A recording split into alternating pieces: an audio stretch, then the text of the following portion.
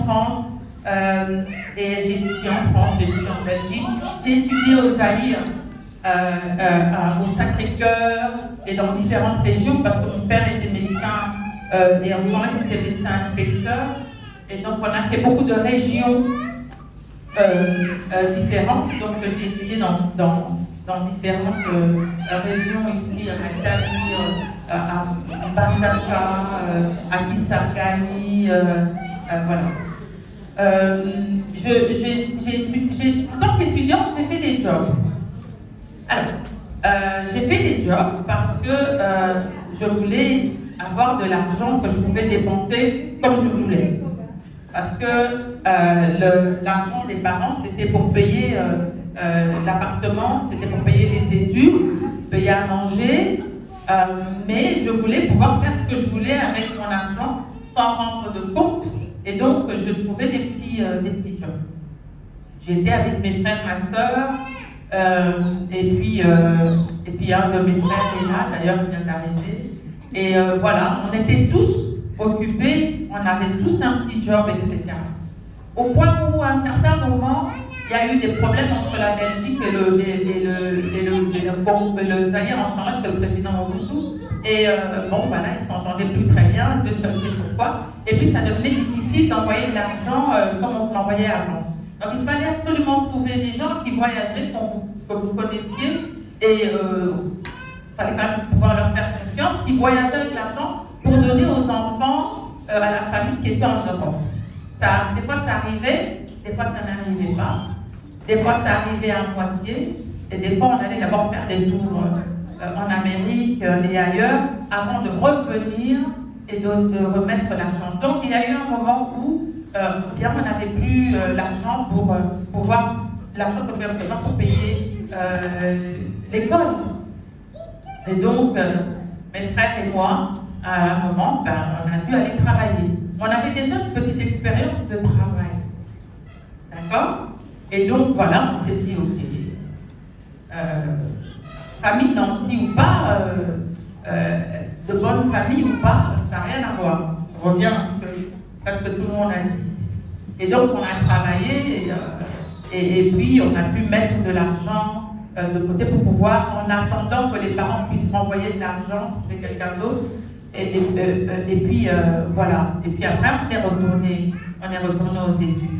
Je trouve que c'est important d'avoir cette expérience de travail parce que des fois, quand j'ai des gens qui travaillent à la maison, etc., ils font quelque chose, je leur dis, ce que vous faites là, je sais le faire. C'est pas que je ne sais pas. Comme disait Mme Sandra, je sais nettoyer, je sais laver des habits, je sais repasser, je sais nettoyer la maison, je sais faire à manger, je sais faire du poteau, je sais piler le poteau. Je suis née en France, je suis pilé le poteau. Et tout ça, je sais faire. Je sais faire des mamans qui avec une pique. Parce que j'ai une belle-mère qui faisait ça très bien. Donc, il n'y a pas de limite à l'apprentissage. C'est important parce que ça vous donne le respect. Quand vous travaillez, vous avez le respect des gens qui travaillent. Quand vous avez nettoyé, vous avez le respect des gens qui nettoient. On va partir d'ici, j'espère qu'il n'y aura pas de papier, de plastique, de trucs qui vont traîner par terre parce qu'il y a des gens qui nettoient. Je vois dans la rue, je vois des belles voitures, une très belle voiture, la vitre descend, puis on jette des bouteilles, on jette des papiers de chicois, on jette. C'est un scandale. C'est une honte nationale pour nous les Congolais. Et parmi vous, je suis sûre, je sais qu'il y en a qui le font. S'il vous plaît, la prochaine fois que vous le faites, vous devez vous regarder, avoir honte de vous-même, parce qu'il n'y a personne qui va venir nettoyer pour vous. L'État, c'est vous et moi. Chacun de nous, on doit faire notre part. Les rues sales, les terrasses dégueulasses, c'est vous et moi. Si je nettoie devant chez moi, je ramasse devant chez moi, Madame Daniel le fait, Madame Sandra le fait, Madame Linda le fait, etc. Eh bien, la rue est propre. Et si votre rue est propre, les voisins, là, leur rue, ils vont se gêner, ils vont peut-être faire la même chose. Il faut arrêter d'attendre qu'on vous tout descende, nettoyer les rues, et puis M. Kabila descend de nettoyer les rues, et puis M. Félix descend de nettoyer les rues, et puis après c'est qui? On parle d'éducation, on parle de l'égalité, on parle de la parité. L'égalité, c'est le droit humain, le droit que vous avez en tant que secrétaire, vendeuse, CEO, etc. Même droit que la personne qui nettoie les rues. C'est ça le droit. Alors la femme qui veut l'égalité, il faut d'abord qu'on puisse respecter le travail des autres femmes.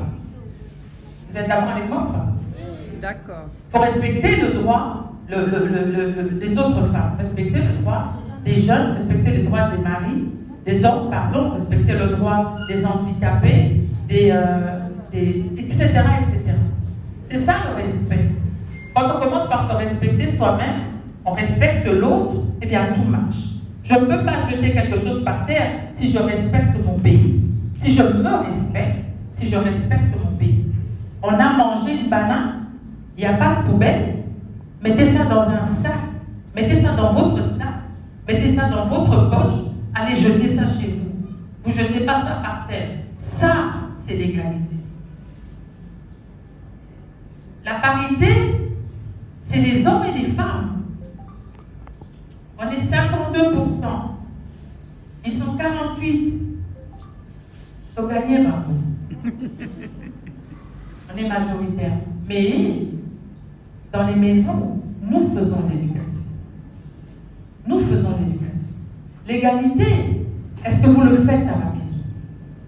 Si vous avez des enfants, Madame Dalia a des enfants, quand le garçon rentre, tourne dans la cuisine autour, bima, bima, bima, bima, pour la soupe, vous voulez qu'après, votre mari rentre dans la cuisine, vous parlez quand vous cuisinez?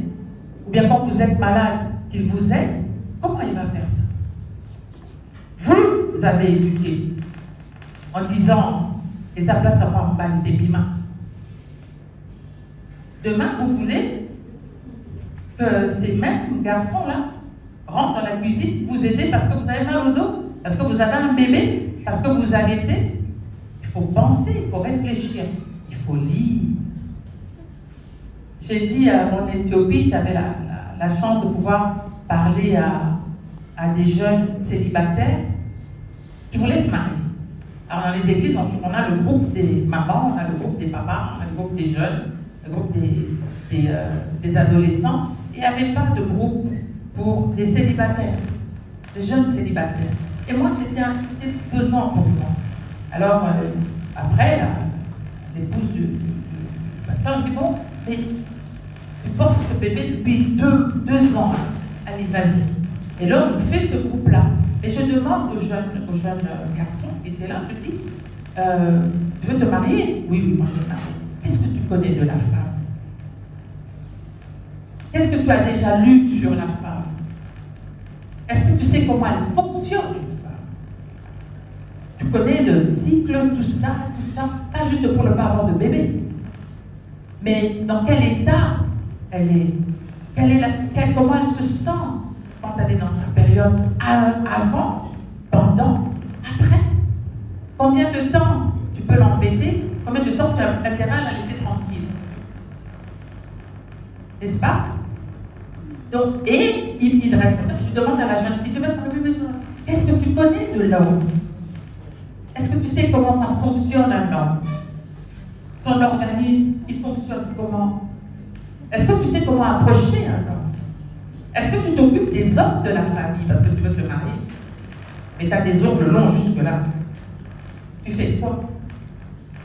Moi, j'aime bien juste une anecdote, j'ai regardé des candidates avec des votes. Il y en a, je dis, mais toi, jamais je te vote. Tu travailles les dossiers quand? Rien qu'à regarder, je dis, tu travailles les dossiers quand? J'ai peut-être tort, hein, mais c'est l'impression. C'est ce qu'on montre. C'est important. J'ai certainement tort, ça n'a rien à voir. J'ai donné justement l'exemple. On peut vraiment se tromper complètement. Mais voilà. Il faut connaître. Et pour connaître, il faut lire. Aujourd'hui, nous, on devait aller dans les bibliothèques, ouvrir des grosses encyclopédies. Hein, parce que moi, j'ai passé la soixantaine, 62 ans bientôt, et il fallait des encyclopédies. Aujourd'hui, vous tapez 2 trucs et vous avez toutes les informations dont vous avez besoin. Vous lisez quoi? Renforcement des capacités pour la parité. On va pas voter les femmes parce qu'elles sont femmes. On va voter les femmes parce qu'elles ont les mêmes capacités, les mêmes compétences, le même courage, etc., qu'un autre homme. N'est-ce pas? C'est ça. Alors madame Ndoudo a dit tout à l'heure très très bien, elle a dit la parité, ça n'existe pas, ça existe où? Où est-ce que vous avez vu qu'il y avait 50 CEO, 50 CEO hommes et femmes, et dans une entreprise, il y a autant de trucs, ça n'existe pas. C'est pas ça le but. Et pour comprendre ça, pour bien le vivre, pour pas être frustré, et pour savoir quoi faire, que dire et comment avancer, il faut lire. Il faut regarder des films, des documentaires, pas juste parce que c'est joli, même les novellas, hein, parce que les gens disent toujours, c'est des novellas. C'est pas mauvais les novellas, ce sont des films. Mais vous apprenez quoi, à part que je vais me quereller avec elle, quereller avec l'autre, prendre le mari de ceci, mais vous, il y a des choses, il faut regarder des choses qu'il faut apprendre. Il faut s'instruire. La connaissance est importante. Il faut faire la différence. Elle a fait la différence. Elle a fait la différence. Elle a fait la différence. Madame est en train de faire la différence. Et on va entendre ça encore. Il faut faire la différence. Pour faire la différence, il faut apprendre. Vous êtes dans votre métier pendant combien de temps? J'ai adoré ce que Madame Sandra a dit. On lui a demandé what next? Elle a dit, je veux étudier. Je veux apprendre. Je ne veux pas qu'on m'explique. On lui a expliqué, elle a appris de quelqu'un d'autre. Elle veut apprendre elle-même pour être meilleure, pour maîtriser et pour transmettre. Parce que là, elle peut transmettre à quelqu'un d'autre, mais elle ne pourra transmettre que par rapport à ce qu'on lui a transmis. Il y a certainement plus, c'est ça qu'elle est en train de dire. Alors, Madame Dalia, elle a, je ne sais pas, 50 appartements qu'elle achète. Tour de bras. Mais je suis sûre qu'elle ne va pas s'arrêter. Ben, elle ne s'est pas arrêtée là. Elle est ici. Revenir au Congo.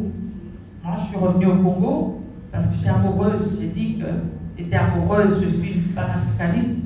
Je suis une africaniste, si on peut dire. J'adore l'Afrique, j'adore mon pays. Je n'ai jamais pu le peindre en noir. Moi, je suis née là-bas, je ne voulais que revenir. Sinon, j'aurais pris la nationalité. Mais ici, les gens sont prêts à vendre père, mère, grand-mère, enfant, des biens pour partir en Europe. Ok, c'est bien. Pourquoi pas? Mais ici, alors vous partez, vous faites des trucs, les gens font les files dans les ambassades pour venir ici. Là où il y a les moustiques, les ministères, là où il y a les tiques, là, comment on appelle ça, les bitiri, tout ça, ils viennent ici. Vous ne vous posez pas les questions. Vous voulez partir là. Eux, ils viennent ici. Hein? C'est important. Et je ne vais pas être trop long, je dis, moi j'ai fait la psychologie, j'ai fait les sciences sociales, j'ai fait les langues. Je suis rentrée aux Zaïre en 1984, j'ai fait finance publique, administration bancaire. Je suis mariée, je vous ai dit, avec un banquier, c'était un banquier. J'ai ouvert ma première école, j'ai ouvert une école en 1994. On était en Victorie, j'avais 32 ans. Et voilà, notre curriculum, il est excellent. Mais les méthodes d'enseignement sont archaïques. Ça, c'est un professeur qui on doit avoir des très old school, il faut moderniser. Et je voulais quelque chose de différent. À ce moment-là, j'avais 2 enfants, les 2 premiers. Et comme je ne voulais pas aller me battre avec les professeurs et les directeurs et tout ça, je me suis dit, je vais ouvrir mon école. Quand j'avais fait psychologie, j'avais travaillé avec des communes en Belgique. On était à Nivelles, j'ai travaillé avec des enfants qui pouvaient avoir des problèmes, etc. Donc je connaissais un peu. Et bien voilà, je me suis entourée de gens compétents. Parce que c'est ça le leadership aussi. C'est de déceler des gens compétents et d'utiliser la bonne personne à la bonne place. Et donc voilà, parce que dans l'enseignement, l'enfant, c'est le centre de l'enseignement. On part à partir de l'enfant pour construire, pour être sûr qu'on touche tous les enfants. Et c'est possible, il y a des méthodes, et ces méthodes-là sont là. Il n'y a rien à inventer, les gens ont déjà réfléchi, ils ont écrit, et ils continuent à améliorer ça. En 1996, c'est la guerre, et donc voilà, on fuit, et on traverse, moi, mes deux petits garçons, on traverse le lac, et on est à Kasseni, on traverse le lac, on va en Ouganda, et voilà. Je ne vous raconte pas l'histoire, je crois que je vais écrire. Mais on est réfugiés. Alors, vous savez, j'avais une école, mon mari, on a de la famille, plantation de café, ferme, etc. Vous avez tout aujourd'hui, le lendemain, vous vous retrouvez avec rien. Rien.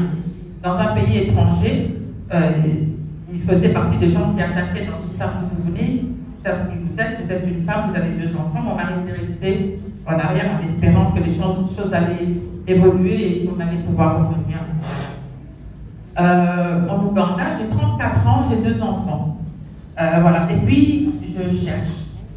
Je travaille à l'Alliance française, et puis à l'école française, puis à l'école américaine, puis à l'école internationale, et j'ai fait ma carrière dans des écoles internationales. Qu'est-ce qu'il faut pour pouvoir, comme ça, avancer? Il faut beaucoup d'humilité. Moi, j'ai fait ça, j'ai été là, mon père, ma mère, etc. Vous ne pouvez rien me dire, je ne peux pas apprendre, je ne peux pas balayer, je peux faire tout ce que vous voulez. Et je crois que quand on est comme ça, Dieu vous épargne. Dieu vous épargne, il m'a épargné beaucoup de choses. Et donc voilà, vous ne savez pas tout, il y a toujours de la place pour apprendre. L'apprentissage doit être continu, on ne s'arrête pas. Quand on s'arrête, on commence à mourir, et puis après, les gens commencent à chercher à vous remplacer parce que vous n'apportez plus rien à la famille, vous n'apportez plus rien à l'entreprise. Et quelqu'un d'autre va venir plus frais, avec beaucoup plus d'idées, et puis vous allez végéter un petit peu. Si on est gentil, on ne sort pas de l'entreprise. Il faut lire, j'ai dit, s'instruire, se qualifier pour être compétitif sur le marché. Renforcement des capacités, etc. L'éducation, on commence à la maison.